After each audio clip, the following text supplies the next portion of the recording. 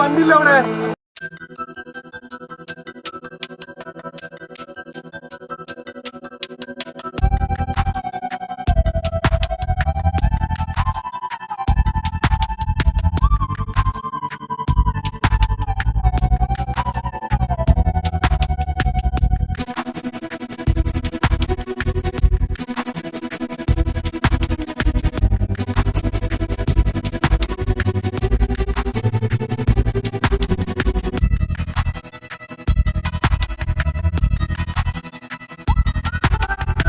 പണിക്ക് പോയിരിക്കുന്നവരാണ്. അത് എത്ര പ്രയാസപ്പെടുത്തുന്ന എന്തിനുമാണ് ദൈവം ഞങ്ങൾക്ക് സൃഷ്ടിക്കുന്നത്? ഇതിന് നല്ല ഞങ്ങൾ എല്ലാവരും പോയി കഴിഞ്ഞിരിക്കുകയാണ്. ഞങ്ങൾക്ക് ആരല്ലത്? നിങ്ങൾ പറഞ്ഞു തരും, ഞങ്ങൾക്ക് ആരല്ലത്? എന്റെ വാക്കിലും എല്ലാവരും ഇത് കേൾക്കുന്നത്. ഇതുവരെ കിട്ടിയിട്ടില്ല. ആരോട് ഞങ്ങൾ പറയുന്നത്? എന്റെ സ്നേഹിതന്മാരും എല്ലാവരും മണ്ണിലടിയിലാണ്. അറിയോ, ഇതൊക്കെ ആരോട് നമ്മൾ സങ്കടം പറയും? ഇവരുടെ എല്ലാവരും പോയി കിടക്കണം. ഇനി എന്തിനാണ് ജീവിക്കുന്നത്? ദൈവം ഞങ്ങളെ കൂടി കൊണ്ടുപോയി കൂടെ ഇതിനെന്തിനാണ് ഞങ്ങൾ കഷ്ടപ്പെടുത്തുന്നത്? നമ്മൾ എന്ത് പാവാണ് ഈ നാട്ടിൽ ചെയ്തിട്ടുള്ളത്?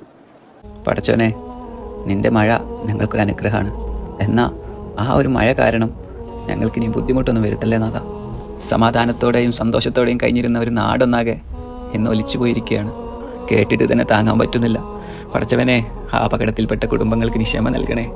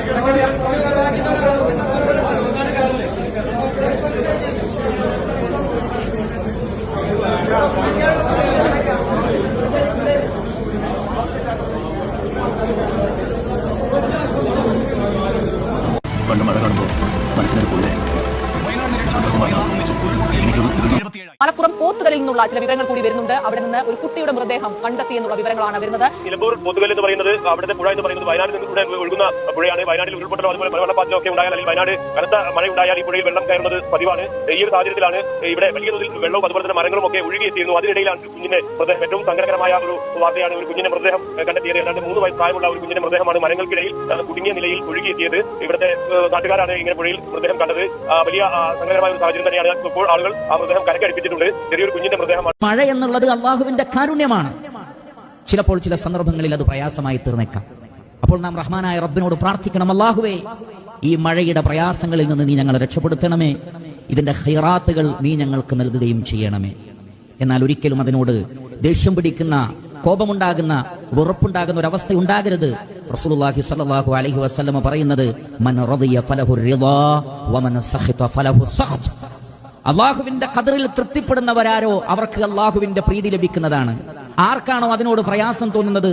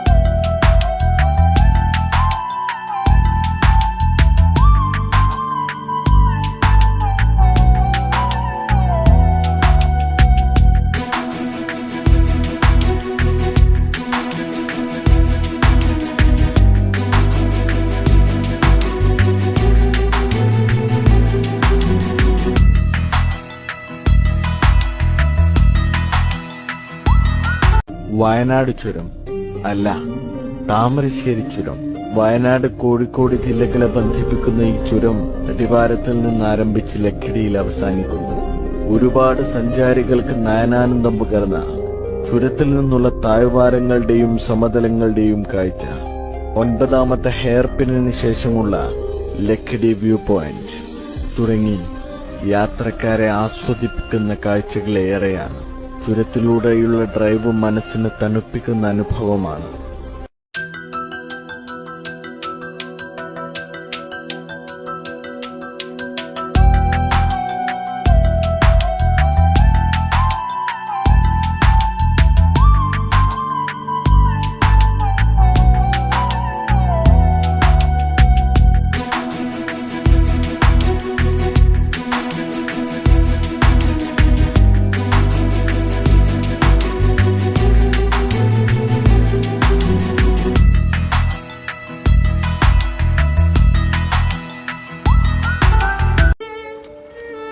കുത്തിയൊലിച്ചെത്തിയ മല മുണ്ടക്കൈ ടൗണിനെ വെറും മൺപരപ്പാക്കി. നഗരബാക്കിയും മനുഷ്യജീവനുകളും സൂചിപ്പാറ വെള്ളച്ചാട്ടത്തിലൂടെ താഴേക്ക് പതിച്ച് ചാലിയാറിലേക്ക്. 20ലേറെ മൃതദേഹങ്ങൾ കണ്ടെത്തിയത് കിലോമീറ്ററുകൾക്കപ്പുറം പോത്തുകല്ലിൽ. നിലവിളിയും രോദനവും കേട്ടെങ്കിലും ടൗണിനടുത്തുണ്ടായിരുന്നവർക്ക് പോലും ഇരുട്ടിൽ മുണ്ടക്കൈയിലേക്ക് എത്താനായില്ല.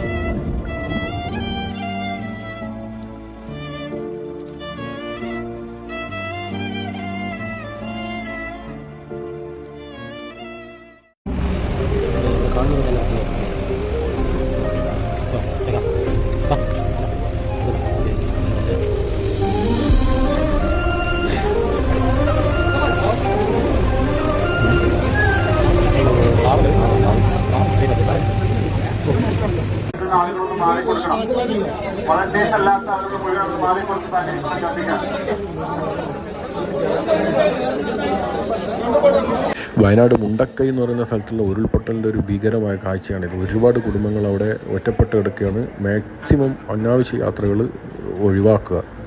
പിന്നെ 2 ചുരങ്ങൾ, നെടുമ്പൈ ചുരം വഴിയുള്ള യാത്രയും കുറ്റ്യാടി ചുരം വഴിയുള്ള യാത്രയും മാക്സിമം ഒഴിവാക്കുക. അപ്പം രക്ഷാപ്രവർത്തനത്തിൻ്റെ ഭാഗമാകാൻ പറ്റുന്നവർ മാത്രം അങ്ങോട്ടേക്ക് യാത്ര ചെയ്യുക. വയനാട്ടിൽ സുൽത്താൻ ബത്തേരിയിലാണ് ഞാനുള്ളത്. സുൽത്താൻ ബത്തേരി സെൻറ്റ് മേരീസ് കോളേജിൻ്റെ എയർ ലിഫ്റ്റ് ചെയ്യുന്ന ഹെലിപ്പാഡിലാണ് ഉള്ളത്. രാവിലെ കളക്ടർ നിർദ്ദേശപ്രകാരം ഹെലിപ്പാഡ് കംപ്ലീറ്റ് റെഡിയാക്കി വെച്ചിട്ടുണ്ട്. കാരണം അനുകൂല കാലാവസ്ഥ ഇപ്പോൾ സുൽത്താൻ ബത്തേരിയിലാണ്. അപ്പോൾ അവിടെ മേപ്പാടി ഭാഗത്തേക്ക് ഇപ്പോൾ നമുക്ക് ആർക്കും പോകാൻ പറ്റാത്ത അവസ്ഥയിലുള്ളത്. അപ്പോൾ അവിടെ നിന്നുള്ള ആൾക്കാരെ എയർ ലിഫ്റ്റ് ചെയ്ത് ഇവിടെ കൊണ്ടുവന്ന് വന്നാൽ ഇവിടെ സെൻറ്റ് മേരീസ് കോളേജിൽ കംപ്ലീറ്റ് ക്യാമ്പ് ഓപ്പൺ ആക്കാൻ വേണ്ടിയിട്ട് കംപ്ലീറ്റ് രക്ഷാപ്രവർത്തനത്തിന് വേണ്ടിയിട്ട് പോലീസ് ഉദ്യോഗസ്ഥർ, അതിനു വേണ്ടിയുള്ള വളണ്ടിയേഴ്സ്, നമ്മളെ സുൽത്താൻ ബത്തേരി ഗ്രൂപ്പ്, വികസന ഗ്രൂപ്പിൽ കുറേ ചെറുപ്പക്കാർ, അങ്ങനെ എല്ലാ ഭാഗത്തുള്ള ആൾക്കാർ ഇവിടെ സജ്ജീകരണമായിട്ട് ഡോക്ടർ, ആംബുലൻസ് എല്ലാം റെഡിയാക്കി നിൽക്കുകയാണ്. അവിടുന്ന് ആൾക്കാരെ ഇങ്ങോട്ട് കൊണ്ടു വന്നാൽ കംപ്ലീറ്റ് ഹോസ്പിറ്റലിലേക്ക് പോകേണ്ടവർ ഹോസ്പിറ്റലിലേക്ക്, അതുപോലെ തന്നെ മാറ്റി താമസിക്കാൻ പോകുന്നവർക്ക് ഇവിടെ നമ്മൾ സെൻറ്റ് മേരീസ് കോളേജിലേക്ക് മാറ്റി താമസിക്കുകയാണ്. പിന്നെ ഇവിടെയുള്ള ബത്തേരിക്കാർ കംപ്ലീറ്റ് എല്ലാ ഹോട്ടലുകാരും ഇവർക്ക് വേണ്ടിയുള്ള ഫുഡ് റെഡിയാണ്, വ്യാപാരികൾ അതുപോലെ തന്നെ എല്ലാവരും റെഡിയായി നിൽക്കുകയാണ് കംപ്ലീറ്റ്. അപ്പോൾ എല്ലാവരും പ്രാർത്ഥനയിൽ ഉൾപ്പെടുത്തുക. ഇവിടെ നല്ല കാലാവസ്ഥ ആയതുകൊണ്ട് എന്താണെന്നുള്ള അവിടുത്തെ കാര്യങ്ങൾ നമുക്ക് അറിയാൻ പറ്റുന്നില്ല. അപ്പോൾ എയർ ലിഫ്റ്റ് അവിടുന്ന് ചെയ്ത് ഇവിടെ എത്തിക്കാമെന്ന് പറഞ്ഞ് ഇതുവരെ അതിനുള്ള ബാക്കി ഇൻഫർമേഷൻ ഒന്നും കിട്ടിയിട്ടില്ല. അപ്പോൾ എന്തൊക്കെയാണുള്ളത് ബാക്കി നമ്മൾ അറിയിക്കുന്നതാണ് കേട്ടോ. ഓക്കെ, എല്ലാവരും പ്രാർത്ഥിക്കുക. രാത്രി ചിരിച്ചും കളിച്ചും ഭക്ഷണം കഴിച്ചും ചവച്ചും സംസാരിച്ചും ഉറങ്ങിയ ആളുകൾ പിറ്റേന്ന് തലയില്ലാതെ ആൾക്കാരെ കയ്യിൽ വരിക എന്ന് പറഞ്ഞാൽ അതിന്റെ അവസ്ഥ എന്തിച്ചു നോക്കണേ. കുറഞ്ഞ സമയം കൊണ്ട് അതൊക്കെ സംഭവിക്കേണ്ടത്, കുറഞ്ഞ സമയം കൊണ്ട്, സമയം മണിക്കൂറൊന്നുമില്ല, മിനിറ്റും. അള്ളാഹു അവർക്കൊക്കെ സ്വർഗം പ്രദാനം ചെയ്യട്ടെ, ഷഹാദത്ത് പ്രദാനം ചെയ്യട്ടെ. അള്ളാഹു ആ നമ്മളൊക്കെ കാത്തുരക്ഷിക്കട്ടെ. ഹയ്യവനാണ്, കയ്യൂമവനാണ്, മുഹീയവനാണ്, മുമീത്തവനാണ്, സൃഷ്ടാവനാണ്, സംഹരിക്കുന്നവനും അവനാണ്. നമ്മൾ അവന്റെ മുമ്പിൽ അവന്റെ സൃഷ്ടി പാത്രങ്ങളും പ്രതിഭാസങ്ങളും മാത്രമാണ്. അവിടെ മുങ്ങി മരിച്ച, അവിടെ ചതഞ്ഞു മരിച്ച, അവിടെ പൂണ്ടു മരിച്ച മുഴുവൻ ആളുകൾക്കും അള്ളാഹു ഷഹാദത്തിന്റെ ഉയർച്ച പ്രദാനം ചെയ്യട്ടെ.